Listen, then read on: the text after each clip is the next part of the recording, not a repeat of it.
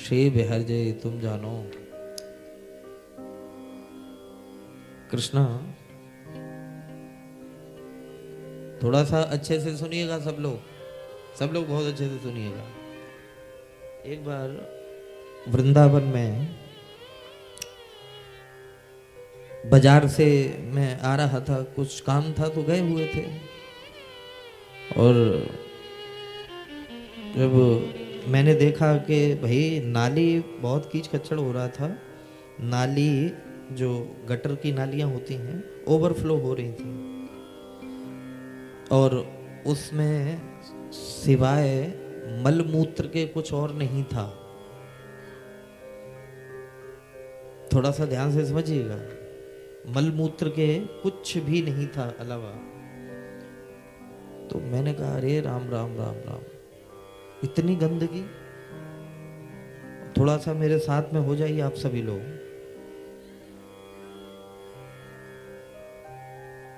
उस गंदगी को देख करके मैंने कहा देखूं तो सही ये जा कहाँ रही है।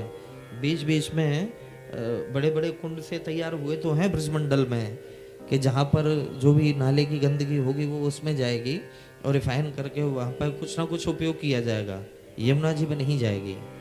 ऐसा कुछ प्रयास चर्चा शुरू हुई थी।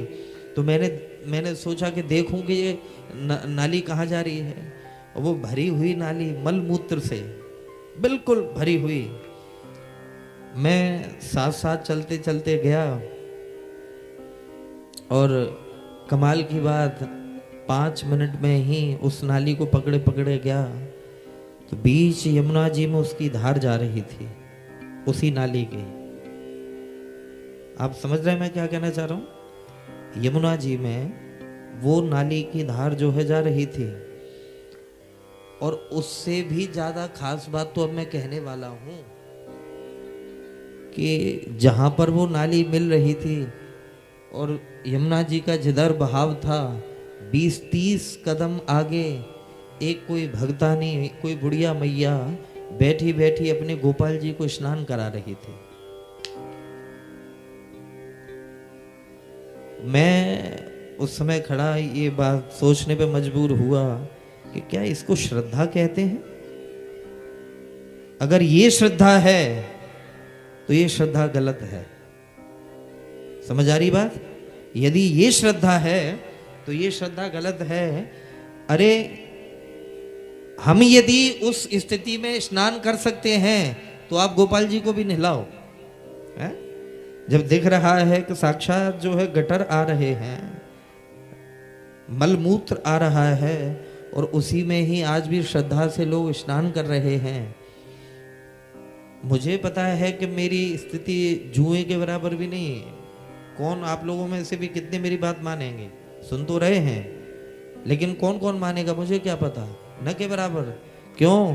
क्योंकि व्यक्ति सुनते तो सब हैं, लेकिन उस पर चलता कोई कोई है, कोई कोई चलता है। तो मालिक ये बात जब मैंने वृंदावन में 10-50 लोगों से निवेदन करी कि मैंने कहा ये क्या स्थिति हो रही है, तो फिर बड़ी भयावह स्थिति सामने आई कि बोले ये तो कुछ नहीं है, जो यहाँ पर वृंदावन में यमुना जी आ रही हैं वो यमुना जी है ही नहीं।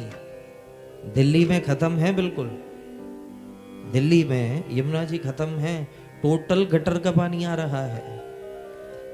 गंगा जी और यमुना जी ये डेथ नदी घोषित हो चुकी हैं। शायद आपको पता है कि नहीं पता।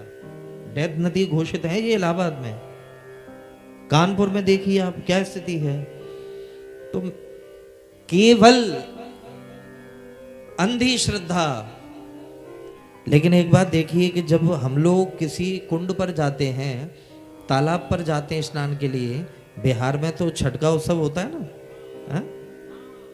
कितना बड़ा उत्सव है। हमारे ब्रजमंडल में बड़े बड़े कुंड हैं, बड़े बड़े स्थान हैं, सुंदर सुंदर। लेकिन इस श्रद्धा को क्या कहेंगे कि 1-1, 2-2, 5-5 महीने के फूल जो हैं, वो सड़े हुए फूल धीरे से आए और चारों तरफ देखा और धीरे से कुंड में डाल दिया। समझ रहे हैं? अरे भैया इस बात को तो पागल भी समझेगा जिस बात को मैं कह रहा हूं। अब इसी प्रकार से फूल ही डाले जा रहे हैं। इसी प्रकार से अगरबत्तियां डाली जा रही हैं, इसी प्रकार से पॉलिथीन डाली जा रही हैं। और ऐसे ही एक व्यक्ति नहीं, लाखों लोग नित्य यमुना जी में, गंगा जी में, बड़ी बड़ी नदियों में ऐसी कूड़ा डाल रहे हैं। तो मेरे भाई बहन, क्या होगा उस भगवान की पूजा सेवा करने से? आप बताइए मुझे। जब उनके द्वारा बनाई हुई नदियों को हम दूषित कर रहे हैं, उनके द्वारा बनाए हुए इन कुंडों को दूषित कर रहे हैं, उनके द्वारा बनाई गई इस पूरी प्रकृति को वृक्ष काटे जा रहे हैं, पर्वत पहाड़ काटे जा रहे हैं, नदियों को दूषित किया जा रहा है, और फिर कह रहे हैं कि कोरोना आ गया है, कोरोना आ गया। ये केवल भावुकता में नहीं कह रहा हूं, बात में क्या होगा मेरे भाई, क्या होगा? क्योंकि हर कदम हम अपने पैरों पर कुल्हाड़ी मारते जा रहे हैं प्रकृति से खिलवाड़ करते हुए। तो अगर ये श्रद्धा है तो ये गलत है। अच्छा, सबसे बड़ी बात ये, हर व्यक्ति जो नदियों में जाता है, कुंडों में जाता है, वो यही सोचता है कि हमें क्या करना है। लोग गिरिराज जी जब परिक्रमा लगाते हैं तो राधा कुंड में खूब पैरों को रगड़ रगड़ करके धो के आएंगे, हाथों को कुल्ला करेंगे, कुल्ला भी उसी में ही करते हैं। अब आप कल्पना करिए कि श्री राधा कुंड जैसा पवित्र कुंड, कृष्ण कुंड जैसे पवित्र कुंड, पवित्र यमुना मैया, और उनकी एक एक व्यक्ति यदि केवल थूकना शुरू कर दे तो इस पूरे इलाके में, अगर भारतवर्ष के 10 करोड़ लोग, 125 करोड़ नहीं कह रहा हूँ, 10 करोड़ लोग एक जगह थूकना शुरू कर दें तो उस जगह तो वैसे ही नदी नाला बन जाएगा, पूरा तालाब बन जाएगा वहां पर। तो गंदगी थोड़े थोड़े से इकट्ठी होती है मेरे भाई बहन, थोड़े थोड़े से। To pure everything is pure.